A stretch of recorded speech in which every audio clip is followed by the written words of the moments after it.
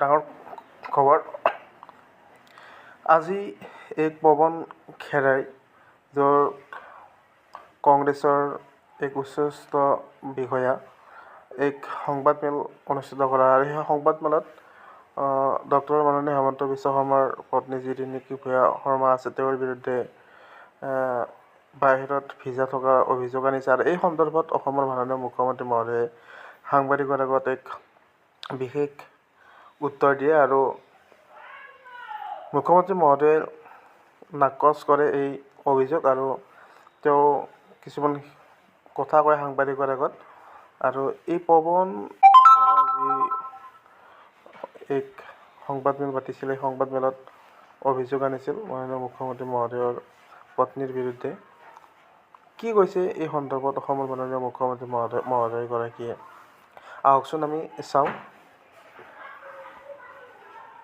সঁচা যদি ৰিণিকী ভূঞা শৰ্মাক গুলি মাৰি পেলাম। ছাৰ ৰিণিকী ভূঞা শৰ্মাৰ বিৰুদ্ধে আজি অভিযোগ কৰিছে কংগ্ৰেছে। এইবিলাক ফাল্টু কথা হয়, তাত লেংগুৱেজ ভুল, বানান ভুল, কিমান আৰু ফটোশ্বপ কৰিব।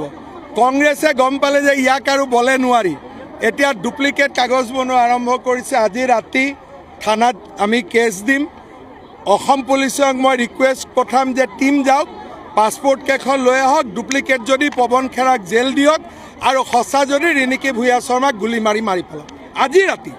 মোৰ কোনো দেৰি নাই, কাৰণ এইবিলাক টাইটেলটো এটাত লিখিছে H8, এটাত লিখিছে SS, এটাত লিখিছে ইজিপ্টিয়ান 1N, এটাত লিখিছে ইজিপ্টিয়ান 2N। সিহঁতৰ মাথাও নাইতো কংগ্ৰেছবিলাক, বুৰ্বক পাৰ্টি নহয়।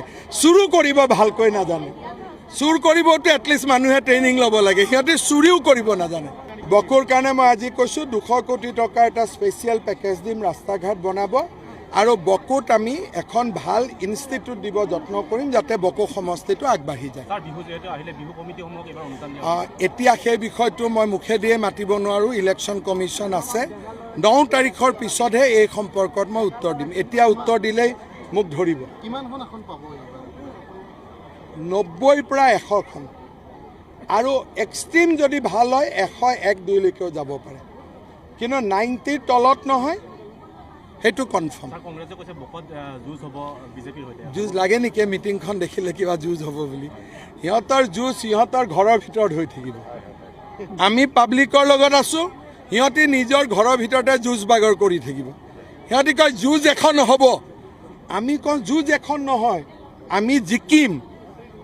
যুঁজা আৰু জিকাৰ মাজত পাৰ্থক্য আছে। যোনে অলিম্পিকত গ'ল্ড মেডেল পায় সি কয় মই মেডেল লৈ আহিম। যোনে গ'ল্ড মেডেল নাপায়, মা গ'ল্ড মেডেল পাবিনে? মা ট্ৰাইটো কৰিম।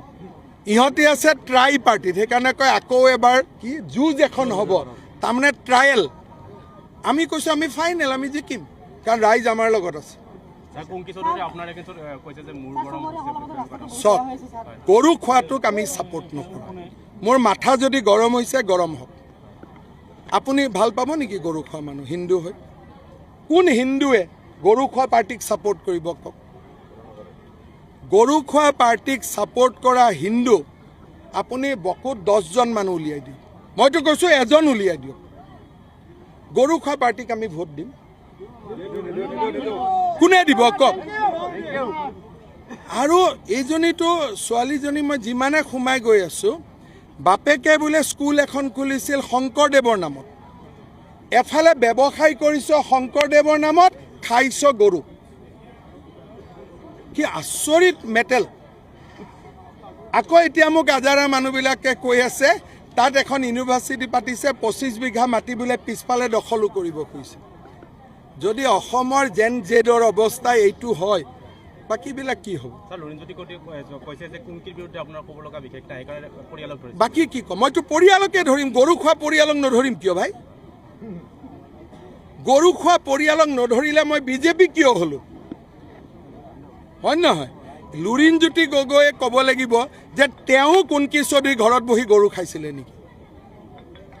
যেতিয়া লুৰিণজ্যোতি গগৈয়ে ইমান ডাঙৰ অভিযোগ পালে দেউতাক মাকক একবাৰ সুধিব লাগিছিল নাই? উল্টাই প্ৰটেকশ্যনত নামি গৈছে। গতিকে মোৰ এটা ডাউট আছে, নিশ্চয় লুৰিণজ্যোতি গগৈয়ে নিজে গৰু খায়, নহ'লে গৰু খোৱাটোক বেয়া নাপায়, দুইটাৰ এটা। বকু সমষ্টিত মানুহৰ মাজত অপাৰ উৎসাহ উদ্দীপনা। মই নিশ্চিত যে আমাৰ দলৰ প্ৰাৰ্থী ৰাজু মেছ AGP যৌথ মঞ্চ আৰু BPFৰ সমৰ্থিত প্ৰাৰ্থী NDAৰ প্ৰাৰ্থী ৰাজু মেছ বিপুল ভোটত বিজয়ী হ'ব।